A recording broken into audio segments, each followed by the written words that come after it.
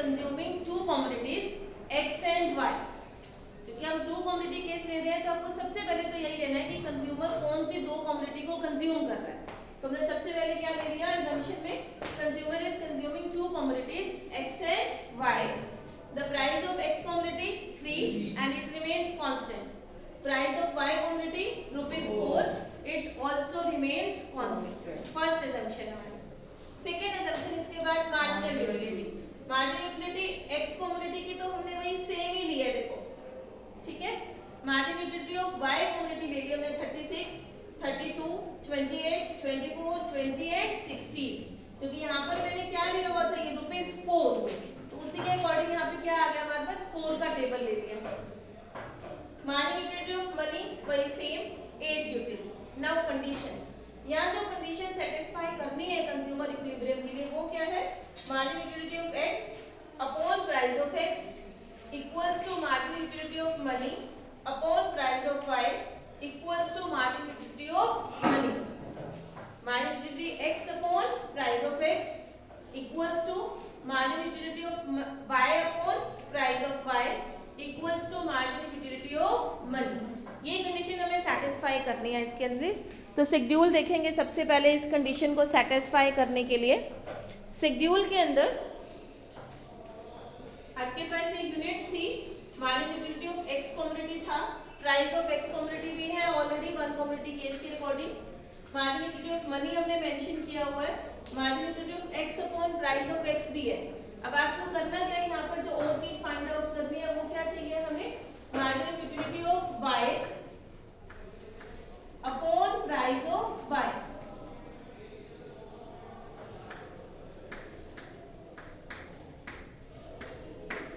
ठीक है, marginal utility of y है क्या, सबसे पहले तो वैल्यू प्लेस करो यहाँ फॉर्मूले इसके शेड्यूल के अंदर 36, 32, 28, 24, 20 and 16 और प्राइस ऑफ y कितना था 4।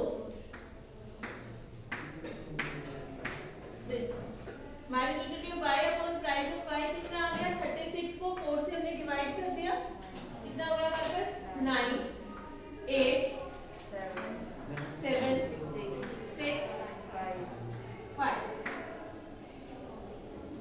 नाउ अब देखो इक्विलिब्रियम वाली situation, marginal utility of x upon price of x वो ये आ रहा है हमारे पास, marginal utility of y upon price of y ये आ रहा है। यहाँ से देखो ये आपका जो है 8 इस 8 से इक्वल आ रहा है, 7 इस 7 से इक्वल आ रहा है, 6 इस 6 से इक्वल आ रहा है। 6 की जगह 5 आएगा और 5 की जगह 4। कहाँ पर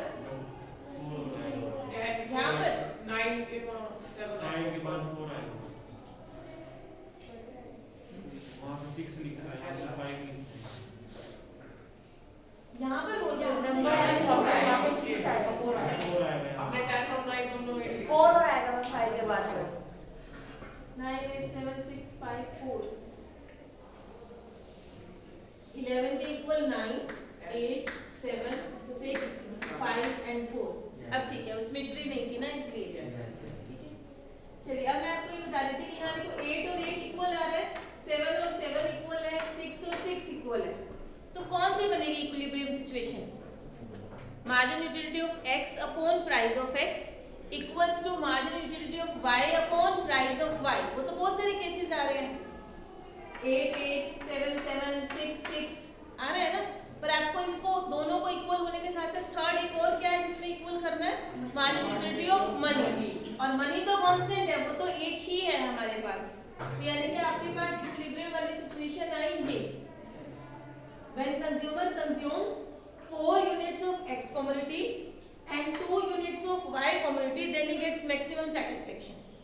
ये जरूरी नहीं है कि दोनों ही कम्युनिटी की 4 यूनिट्स कंज्यूम करनी है, ऐसा कोई कंपल्शन नहीं है, ठीक है, वो तो उसको अपने आप मनी एडजस्ट करनी पड़ती है ना। तो यहाँ पर ऑब्जर्वेशन में हमने क्या दिया, इक्विलिब्रियम वाली सिचुएशन कौन सी आई हमारे पास, when consumer consumes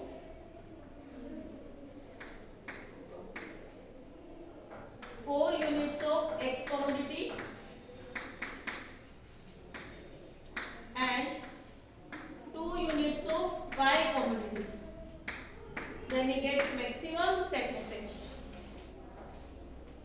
done, clear. इसी चीज को डायग्राम की हेल्प से करेंगे अब। सेम इसी डायग्राम के ऊपर एक लाइन ऑलरेडी हमने ड्रॉ की हुई है, एक और लाइन ड्रॉ कर लेंगे, margin utility of y upon price of y। वो हमारे पास फर्स्ट पॉइंट आ रहा है 1 and 9, this one. Second point 2 and 8, third point 3 and 7, 4 and 6, 5 and 5, 6 and 4।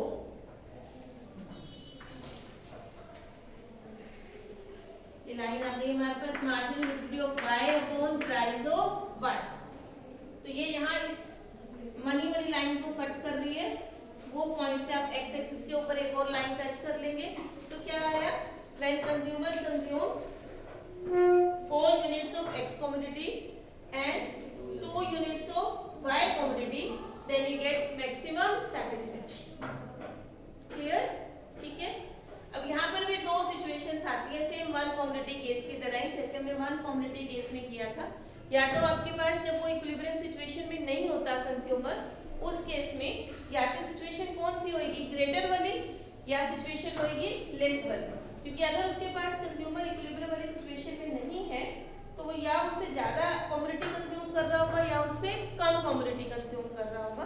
तो जो दो सिचुएशंस हमारे पास बनती हैं वो यहाँ कौन सी बनेगी, marginal utility of x upon price of x greater than marginal utility of y upon price of y। यहाँ से मैंने मनी हटा दिया, देखो, क्योंकि मनी ने तो कांस्टेंट रहना है, उसमें तो चेंज होना ही नहीं। आप इसे ड्यूल से देखिए, जब हम यहाँ चेक कर रहे थे 8 8 7 7 6 6, तो इक्वल वाली कंज्यूमर इक्विलिब्रियम वाली सिचुएशन कहाँ आई, जब उस सिचुएशन में वो मनी के इक्वल आ गया। मनी ने तो रहना है कांस्टेंट, उसमें कोई चेंज होना ही नहीं है, ठीक है।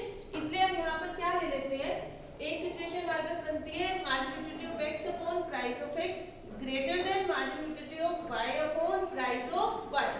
दूसरी सिचुएशन बनती है हमारे पास marginal utility of x upon price of x less than marginal utility of y upon price of y। ये दो सिचुएशंस आपके पास बन गई, ठीक है। अब सॉल्यूशन, इसका सिचुएशन तो दो आ गई हमारे पास, अब इसका सॉल्यूशन, अगर ग्रेटर वाली सिचुएशन है तो क्या होगा, देखो फिर से आपको वही चीज समझनी है कि प्राइस x का और प्राइस y का तो कांस्टेंट है, उसमें तो चेंज होना नहीं, क्योंकि वो तो हमने अपने एजम्पशन में ही बोल दिया था, ठीक है। और बीच में साइन आ रहा है ग्रेटर का, क्या करेगा कंज्यूमर, यहाँ पर ये साइन आ रहा है ग्रेटर का, ये प्राइस कांस्टेंट है, ये प्राइस हमारा कांस्टेंट है, इसको हम चेंज नहीं कर सकते। तो इस ग्रेटर के साइन को आपको इक्वल बनाना है। इक्वल बनाने के लिए क्या करना पड़ेगा, आपको मार्जिनल यूटिलिटी ऑफ x जो है वो डिक्रीज करनी पड़ेगी, क्योंकि ये ग्रेटर है, ठीक है। Marginal utility of x greater है ना, इसको हमें क्या करना पड़ेगा, डिक्रीज। ये डिक्रीज कब होगा, जब x की कंजम्पशन इंक्रीज होगी, और जब x की कंजम्पशन इंक्रीज होगी तो y की कंजम्पशन तो ऑटोमेटिकली डिक्रीज हो जाएगी, क्योंकि हमने ऑलरेडी किया है अपने इसके अंदर कि कंज्यूमर जब दो कमोडिटी को कंज्यूम कर रहा होता है तो एक यूनिट अगर वो एक कमोडिटी को वो इंक्रीज करेगा तो दूसरी को उसे क्या करना पड़ेगा, डिक्रीज। उसका रीजन क्योंकि कंज्यूमर के पास जो मनी होती है वो कैसी होती है, लिमिटेड, रिसोर्सेज कैसे होते हैं, लिमिटेड। ऐसा नहीं कर सकता वो कि सिर्फ x को इंक्रीज करता जाए और y वही का वही रहेगा, वो चीज पॉसिबल नहीं है। तो इसका सोल्यूशन क्या आएगा कि कंज्यूमर जो है वो क्या करेगा, जो हमारा x कमोडिटी है उसकी कंजम्पशन को इंक्रीज करेगा, और जो y कमोडिटी है उसकी कंजम्पशन को क्या करेगा, वो decrease. This process goes on till consumer gets the situation marginal utility of x upon price of x equals to marginal utility of y upon price of y।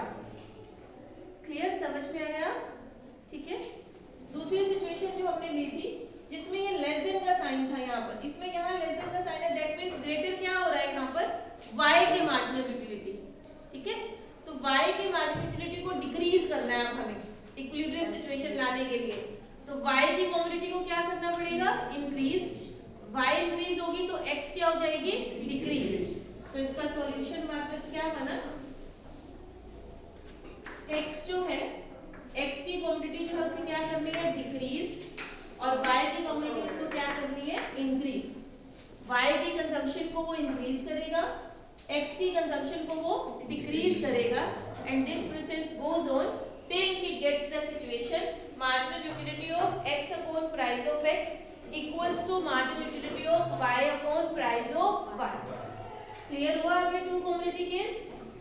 तो two commodity case आए या one commodity case आए, almost आपका देखो solution same चलता है। इसी तरह से ही अगर सपोज आपके पास थ्री कमोडिटी केस हो, आपके सिलेबस में नहीं है ऑल्दो वो थ्री कमोडिटी केस, बट अगर हम एज्यूम कर लें कि थ्री कमोडिटी केस आएगा तो क्या करेंगे, आप यहीं पर ही कंडीशन में क्या लगा दोगे साथ में, marginal utility of z upon price of z। ठीक है, ऐसे ही शेड्यूल में एक और लाइन ऐड हो जाएगी, डायग्राम में एक और लाइन ऐड हो जाएगी, और आप थ्री कमोडिटी केस में भी कंज्यूमर इक्विलिब्रियम फाइंड आउट कर सकते हो।